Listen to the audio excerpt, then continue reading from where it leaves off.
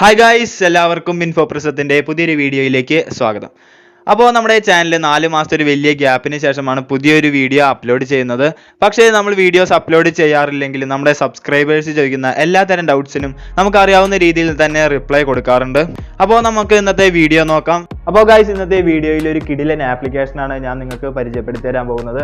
ഇപ്പോൾ നമ്മുടെ ലാപ്ടോപ്പും അതുപോലെ തന്നെ ഡെസ്ക്ടോപ്പിൻ്റെയും മൗസും കീബോർഡും കംപ്ലൈൻറ്റ് ആവുകയാണെങ്കിൽ നമുക്ക് ഓൾട്ടർനേറ്റീവ് ആയിട്ട് രണ്ടും കൺട്രോൾ ചെയ്യാൻ സഹായിക്കുന്ന ഒരു ആപ്ലിക്കേഷനാണ് ഞാൻ ഇവിടെ പറയുന്നത്. അപ്പോൾ വീഡിയോയിലേക്ക് കടക്കുന്നതിന് മുമ്പായിട്ട് ആദ്യമായിട്ടാണ് ഈ ചാനൽ കാണുന്നതെങ്കിൽ ഇപ്പോൾ തന്നെ സബ്സ്ക്രൈബ് ചെയ്യുക. അതിനുശേഷം തൊട്ടടുത്തുള്ള ബെല്ലൈക്കണും കൂടി എനേബിൾ ചെയ്തിടുക. എങ്കിൽ മാത്രമേ ഞങ്ങൾ അപ്ലോഡ് ചെയ്യുന്ന എല്ലാ ഇൻഫോർമേറ്റീവ് ആയിട്ടുള്ള വീഡിയോസും നിങ്ങൾക്ക് നോട്ടിഫിക്കേഷനായിട്ട് ലഭിക്കുകയുള്ളൂ. അപ്പോൾ ഇനി നമുക്ക് വീഡിയോയിലേക്ക് കടക്കാം.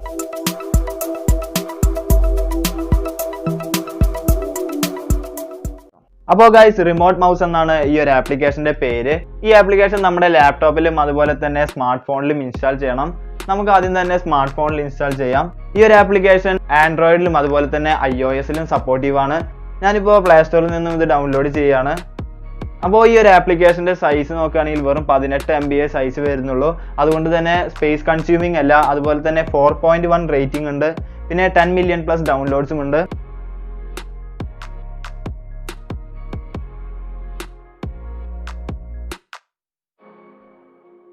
ഇപ്പോൾ നമ്മുടെ ആപ്ലിക്കേഷൻ ഇവിടെ ഇൻസ്റ്റാൾ ആയിട്ടുണ്ട്.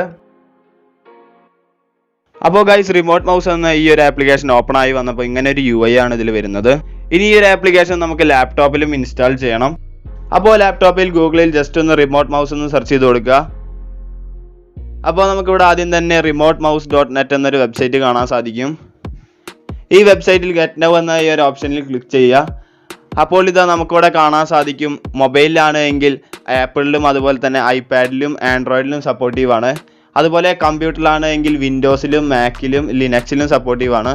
ഇപ്പോൾ നമ്മുടെ ലാപ്ടോപ്പ് വിൻഡോസ് ആയതുകൊണ്ട് തന്നെ ഞാനിപ്പോൾ വിൻഡോസ് വെർഷൻ ഡൗൺലോഡ് ചെയ്യാണ്.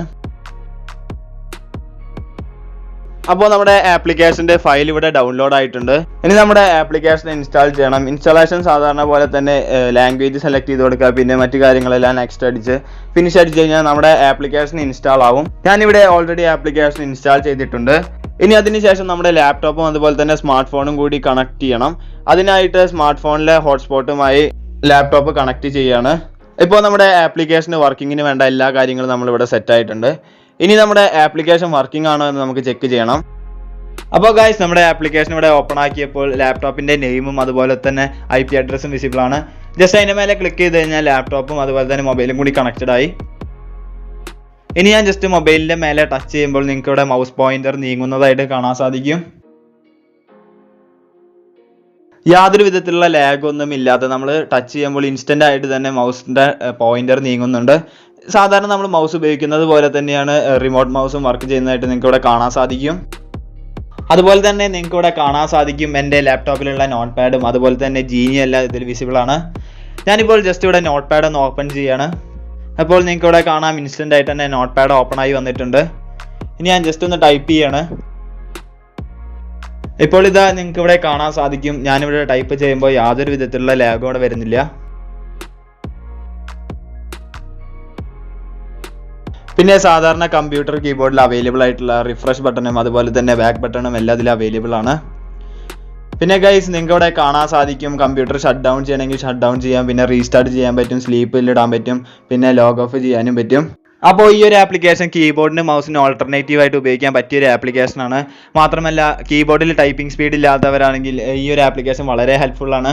തീർച്ചയായിട്ടും ഈ ഒരു ആപ്ലിക്കേഷൻ എല്ലാവരുടെയും ഡെസ്ക്ടോപ്പിലും അതുപോലെ തന്നെ മൊബൈലും ഉണ്ടായിരിക്കേണ്ടതാണ്. കാരണം എന്താ വെച്ചാൽ പെട്ടെന്ന് നമ്മുടെ മൗസ് അല്ലെങ്കിൽ കീബോർഡ് കംപ്ലൈൻറ്റ് ആയി കഴിഞ്ഞാൽ നമുക്ക് ഓൾട്ടർനേറ്റീവ് ആയിട്ട് ഈ ഒരു ആപ്ലിക്കേഷൻ ഉപയോഗിക്കാൻ സാധിക്കും. അപ്പോൾ ഗൈസ്, ഇന്നത്തെ വീഡിയോ ഇവിടെ അവസാനിക്കുകയാണ്. അപ്പോൾ ഇന്നത്തെ വീഡിയോ ഇഷ്ടപ്പെട്ടെങ്കിൽ ലൈക്ക് ചെയ്യുക. അതുപോലെ തന്നെ നിങ്ങളുടെ എല്ലാ ഫ്രണ്ട്സിനും ഇത് ഷെയർ ചെയ്ത് കൊടുക്കണം. കാരണം ഇത് എല്ലാവർക്കും ഹെൽപ്ഫുൾ ആയിട്ടുള്ള ഒരു വീഡിയോ ആയിരിക്കും. പിന്നെ ഇതുവരെയായിട്ടും ഈ ചാനൽ സബ്സ്ക്രൈബ് ചെയ്തിട്ടില്ലെങ്കിൽ ഇപ്പോൾ തന്നെ സബ്സ്ക്രൈബ് ചെയ്യുക. അപ്പോൾ മറ്റൊരു വീഡിയോയുമായിട്ട് വീണ്ടും കാണുന്നതായിരിക്കും. Signing out.